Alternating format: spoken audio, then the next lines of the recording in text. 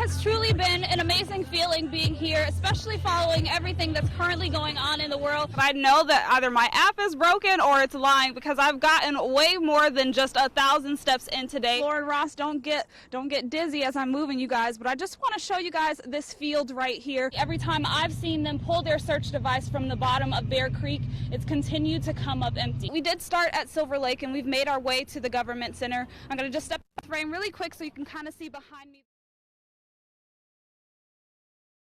It's a common picture for many of us. Kiana Foote and Renard Carter appearing to be a happy couple. Trey en route to Medical Olympic Village, 402 31st Street. But after days of not hearing from the pregnant 23-year-old, who also has a 2-year-old daughter, family members and police made a gruesome discovery. 82 came through. We have a second victim in here. Kiana and her 2-year-old daughter were found dead in their Northeast Rochester Olympic Village apartment, and Carter is now the prime suspect. Police say he may have intended to kill again, this time an ex-girlfriend in the Columbia, South Carolina area. Received information from Rochester PD on the victim, and we were able to locate her. And our first concern was to get her to safety. That was the first thing that was a priority. The second was to find him when he came to the Columbia and Richland County area. Sheriff Leon Lott in Richland County, South Carolina, says good detective work led them straight to Carter. Through technology, we were able to track where he was staying at. 15 law enforcement officers ready to arrest a suspected killer.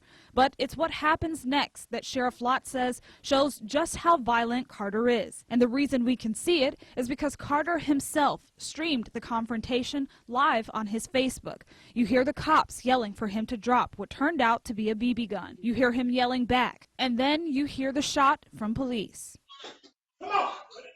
Come on! Come on! Shoot! Shoot!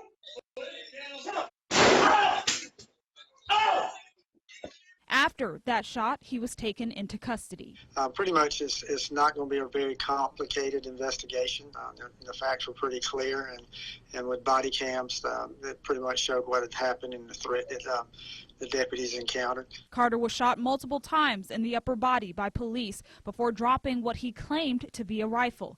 He was quickly arrested and transported to a hospital. No officers were hurt. The charges he faces there are so much more than anything he would face here, so it's really useless for us to place charges on him. Carter was released from the hospital early Wednesday morning and is still awaiting extradition back to Minnesota, where he will face the reality of the crime he's suspected of committing. We had a relative come in and find the baby cold, all alone.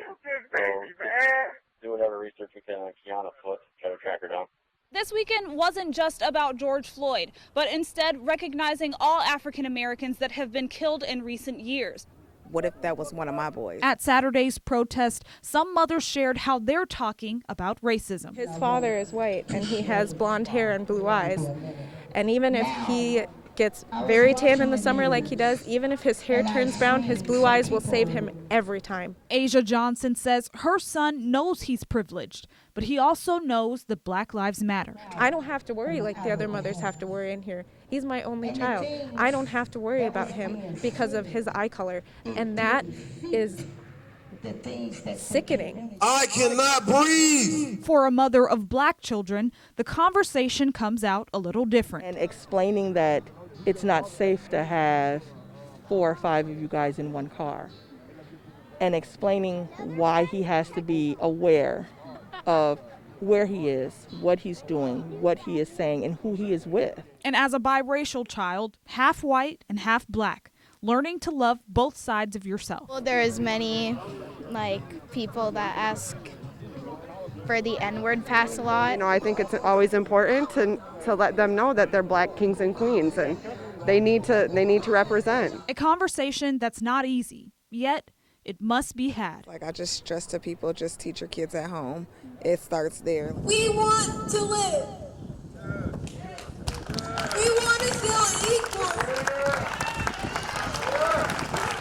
All skin color matters. So Those who attended the event were also able to register to vote at the event, and organizers say that the next step in change comes from electing the right leaders. Logan Luff's mom says he was a big personality and loved to hunt and fish. The process of getting Logan's Law passed through Congress was down at the State House was so much work. The 15-year-old was an organ donor, and when he died in an ATV accident, he saved 5 people with his organs and over 20 others with bones and tissue. His story led to Logan's Law in 2019, an opportunity for hunters and anglers to choose organ donation when getting their licenses.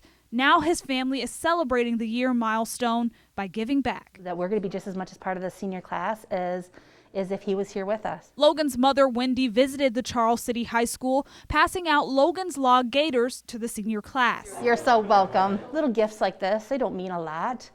Or they don't cost a lot, but they mean a lot. During her visit, she discovered the size of the gift Logan's legacy has been for the state of Iowa. From September, when the DNR registry launched, through the end of July, more than 2,600 people have added their name to Iowa's donor registry, which we are incredibly happy about. We didn't really know what to expect. There weren't a lot of other states that had a similar registry. Wendy says seeing the effect Logan has had on the community amazes her every day. It's incredible. You know, it's humbling to know that, some of those people maybe just needed to be asked. Both in the lives he's saved and inspired.